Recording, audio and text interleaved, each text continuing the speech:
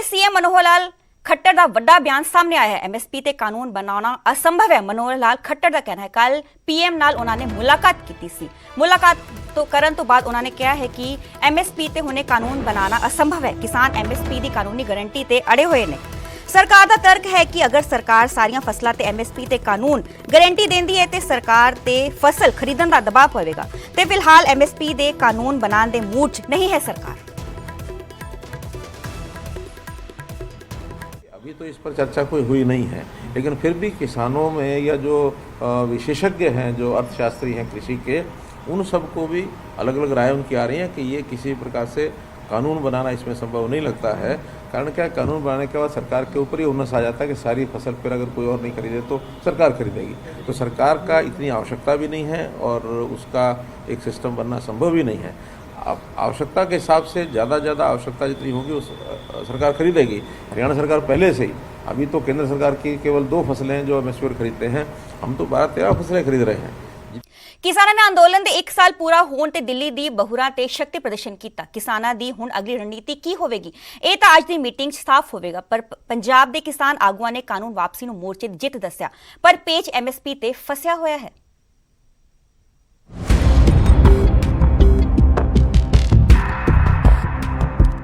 ਇਹ 3 ਤਸਵੀਰਾਂ ਨੇ ਦਿੱਲੀ ਦੇ ਬਾਰਡਰਾਂ ਦੀਆਂ। ਠੀਕ 1 ਸਾਲ ਪਹਿਲਾਂ ਕਿਸਾਨਾਂ ਨੇ ਇਹਨਾਂ ਬਾਰਡਰਾਂ ਤੇ ਮੋਰਚਾ ਲਗਾਇਆ ਸੀ ਤੇ ਹੁਣ ਇਸ ਮੋਰਚੇ ਨੂੰ 1 ਸਾਲ ਪੂਰਾ ਹੋ ਚੁੱਕਾ ਹੈ ਤੇ 1 ਸਾਲ ਪੂਰਾ ਹੋਣ ਤੇ ਬਾਰਡਰਾਂ ਤੇ ਵੱਡਾ ਇਕੱਠ ਨਜ਼ਰ ਆਇਆ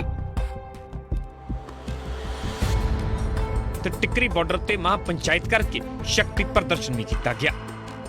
ਸਾਲ ਪੂਰਾ ਹੋਣ ਤੇ ਕਿਸਾਨਾਂ ਦਾ ਮਿਸ਼ਨ ਰਿਪੀਲ ਤਾਂ ਪੂਰਾ ਹੋ ਚੁੱਕਾ ਹੈ, ਪਰ ਅਜੇ ਅੰਦੋਲਨ ਦੀ ਸਮਾਪਤੀ ਤੇ ਫੈਸਲਾ ਅਧੂਰਾ ਹੈ ਤੇ ਹੁਣ ਜ਼ੋਰ ਐਮਐਸਪੀ ਤੇ ਕਾਨੂੰਨੀ ਗਾਰੰਟੀ ਤੇ ਦਿੱਤਾ ਜਾ ਰਿਹਾ ਹੈ।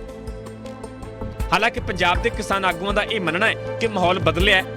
ਪੰਜਾਬ ਦੇ ਆਗੂਆਂ ਦੇ ਤੌਰ ਤੇ ਤਾਂ ਜਿੱਤ ਹੋ ਗਈ ਹੈ, ਪਰ ਸੰਯੁਕਤ ਕਿਸਾਨ ਮੋਰਚੇ ਦੇ ਤੌਰ ਤੇ ਜਿੱਤ ਬਾਕੀ ਹੈ। किसानों की बहुत वड्डी जित हुई है। सारी दुनिया का यह मोर्चा सी, इन्हें नवे कीर्तिमान स्थापित किए ने। बहुत खुशी की लहर है, सारे खुशी मना रहे हैं, ढोल ढमक्के बज रहे हैं। क्योंकि पंजाब के लीडर के तौर पर मैं 100% जीत चुका हूँ। एसकेएम के लीडर पर मैं 65% जीता हूँ। 35% एसकेएम की डिमांड्स बाकी है, उसको जीतना अभी बाकी है। उधर किसान आगू जोगिंदर उगराह ते गुरनाम चडूनी किसानां दीआं बाकी मंगां ते गौर दी मंग कर रहे ने। एमएसपी पे कोई बात नहीं की, जो शहीद हुए उन पर कोई बात नहीं की, उनके मुआवजे को, और जो मुकदमे दर्ज हुए उन पर कोई बात नहीं की। जब तक मुकम्मल बात मानी नहीं जाती तब तक रह रही मांगों के ऊपर संघर्ष करने का संकेत देने के लिए सरकार को। ते किसान आगू राकेश टिकैत भी एमएसपी वाली मंग ते ही अड़े हुए ने। एमएसपी नहीं रहेगी अभी भाई, एमएसपी पे गारंटी कानून। किसानां दे दिल्ली मोर्चे ਨੂੰ 1 ਸਾਲ ਪੂਰਾ ਹੋ ਚੁੱਕਾ ਹੈ। ਦੂਜੇ ਪਾਸੇ ਕੇਂਦਰ ਸਾਫ਼ ਕਰ ਚੁੱਕਾ ਹੈ ਕਿ ਇਸੇ ਸਰਦਰੁੱਤ ਇਜਲਾਸ ਦੇ ਵਿੱਚ ਖੇਤੀ ਕਾਨੂੰਨ ਰੱਦ ਕੀਤੇ ਜਾਣਗੇ, ਪਰ ਇਸ ਦੇ ਵਿਚਾਲੇ ਸਵਾਲ ਬਰਕਰਾਰ ਹੈ ਕਿ ਅੰਦੋਲਨ ਸਮਾਪਤੀ ਤੇ ਫੈਸਲਾ ਕਦੋਂ ਹੋਵੇਗਾ। Bureau report news 18 Punjab. किसान आंदोलन का 1 साल पूरा होने ते सियासी महाभारत भी जारी है। कांग्रेस ते आम आदमी पार्टी ने किसान आंदोलन को इतिहासिक करार दिता तां बीजेपी ने किसान लीडरां दी मंशा ते सवाल चुके ने। 700 किसान शहीद हो गए। 700 किसान अपने ही देश में अपनी हुई चुनी हुई सरकार के खिलाफ लड़ते लड़ते 700 किसान शहीद हो गए।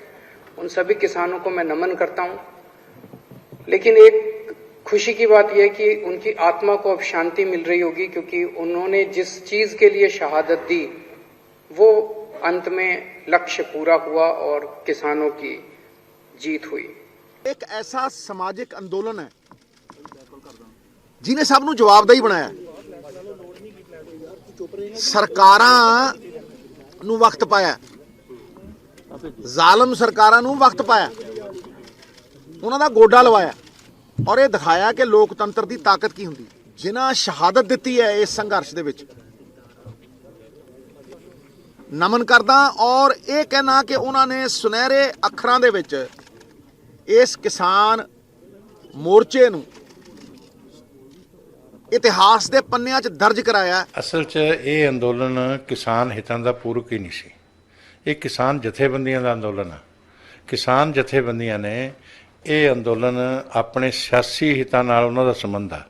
ਇਹਦੇ 'ਚ ਅਸੀਂ ਕਿਸਾਨ ਨੂੰ ਸਮਝਾਉਣ 'ਚ ਕਾਮਯਾਬ ਨਹੀਂ ਰਹੇ। ਇੱਕ ਸੈਕਸ਼ਨ ਆ ਜਿਹੜਾ ਫਾਰਮਰ ਦਾ, ਬਾਕੀ ਤਾਂ 24 ਕਰੋੜ ਕਿਸਾਨ ਆ ਖੇਤੀ ਤੇ ਆਧਾਰਿਤ, ਤੇ ਉਹਨਾਂ ਦੀ ਮਨਸ਼ਾ ਜਿਹੜੀ ਆ, ਮੈਂ ਉਦੋਂ ਵੀ ਕਹਿੰਦਾ ਹੁੰਦਾ ਸੀ, ਅੱਜ ਤੋਂ 7-8 ਮਹੀਨੇ ਪਹਿਲਾਂ ਜਦੋਂ ਮੈਂ ਕਹਿੰਦਾ ਸੀ ਨਾ ਕਿ ਕਾਨੂੰਨ ਵਾਪਸ ਲੈ ਲਓ, ਫਿਰ ਵੀ ਇਹ ਅੰਦੋਲਨ ਨਹੀਂ ਹਟਾਉਣਗੇ।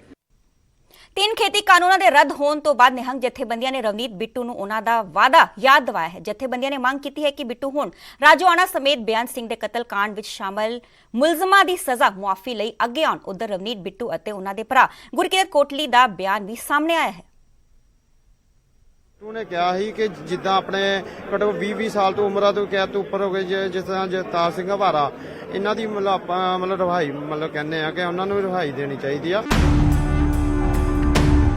ਸਿੰਘੂ ਸਰਹੱਦ ਤੇ ਬੈਠੀਆਂ ਨਿਹੰਗ ਜਥੇਬੰਦੀਆਂ ਦੇ ਆਗੂ ਸ਼ੇਰ ਸਿੰਘ ਨੇ ਰਵਨੀਤ ਸਿੰਘ ਬਿੱਟੂ ਨੂੰ ਆਪਣਾ ਵਾਅਦਾ ਯਾਦ ਕਰਵਾ ਕੇ ਪੁੱਛਿਆ ਕਿ ਉਹ ਹੁਣ ਕਦੋਂ ਬਲਵੰਤ ਸਿੰਘ ਰਾਜੋਆਣਾ ਸਮੇਤ ਹੋਰ ਮੁਲਜ਼ਮਾਂ ਦੀ ਸਜ਼ਾ ਮਾਫ ਕਰਵਾਉਣ ਦੇ ਲਈ ਪਹਿਲ ਕਰਨਗੇ। ਸ਼ੇਰ ਸਿੰਘ ਨੇ ਦਾਅਵਾ ਕੀਤਾ ਕਿ 3 ਖੇਤੀ ਕਾਨੂੰਨਾਂ ਦੇ ਖਿਲਾਫ ਜਦੋਂ ਕਿਸਾਨ ਅੰਦੋਲਨ ਸ਼ੁਰੂ ਹੋਇਆ ਸੀ ਤਾਂ ਬੇਅੰਤ ਸਿੰਘ ਦੇ ਪੋਤਰੇ ਅਤੇ ਲੁਧਿਆਣਾ ਤੋਂ ਮੈਂਬਰ ਪਾਰਲੀਮੈਂਟ ਰਵਨੀਤ ਸਿੰਘ ਬਿੱਟੂ ਨੇ ਕਿਹਾ ਸੀ ਕਿ ਜੇਕਰ ਕੇਂਦਰ ਸਰਕਾਰ 3 ਖੇਤੀ ਕਾਨੂੰਨ ਵਾਪਸ ਲਵੇਗੀ ਤਾਂ ਉਹ ਰਾਜੋਆਣਾ ਦੀ ਮੁਆਫੀ ਦੇ ਲਈ ਰਾਜ਼ੀ ਹੋ ਜਾਣਗੇ। ਬਿੱਟੂ ਨੇ ਕਿਹਾ ਸੀ ਕਿ ਜਿੱਦਾਂ ਆਪਣੇ ਘੱਟੋ 20 ਸਾਲ ਤੋਂ ਉਮਰਾਂ ਤੋਂ ਕਹਿ ਤੋਂ ਉੱਪਰ ਹੋ ਗਏ, ਜਿਸ ਤਰ੍ਹਾਂ ਜਗਤਾਰ ਸਿੰਘ ਹਵਾਰਾ, ਇਹਨਾਂ ਦੀ ਮਤਲਬ ਆਪਾਂ ਮਤਲਬ ਰਿਹਾਈ ਕਹਿੰਦੇ ਆ ਕਿ ਉਹਨਾਂ ਨੂੰ ਰਿਹਾਈ ਦੇਣੀ ਚਾਹੀਦੀ ਆ ਕਿ ਉਹਨਾਂ ਦੀ ਉਮਰਾਂ ਜ਼ਿਆਦਾ ਬੀਤ ਗਈਆਂ ਵਿੱਚ ਹੀ ਜੇਲ੍ਹ ਦੇ। ਰਵਨੀਤ ਬਿੱਟੂ ਨੇ ਕਿਹਾ ਕਿ ਉਹ ਆਪਣੀ ਗੱਲ ਤੇ ਕਾਇਮ ਨੇ, ਪਰ ਜਦੋਂ ਤੱਕ ਸਰਕਾਰ MSP ਦੀ ਮੰਗ ਤੇ ਕਿਸਾਨਾਂ ਨੂੰ ਸੰਤੁਸ਼ਟ ਨਹੀਂ ਕਰਦੀ ਅਤੇ ਕਿਸਾਨ ਘਰ ਵਾਪਸ ਨਹੀਂ ਜਾਂਦੇ, ਉਦੋਂ ਤੱਕ ਉਹ ਕੋਈ ਫੈਸਲਾ ਨਹੀਂ ਕਰ ਸਕਦੇ। ਚਾਹੇ ਕੋਈ ਵੀ ਜਥੇਬੰਦੀਆਂ, ਉਹਨਾਂ ਨੇ ਚੰਗੀ ਗੱਲ ਕਹੀ ਹੈ, ਬਿਲकुल मैं उस गल ते कायम हाँ, मैं उस गल ते खड़ा है। आप परिवार के साथ जाएंगे प्रधानमंत्री से?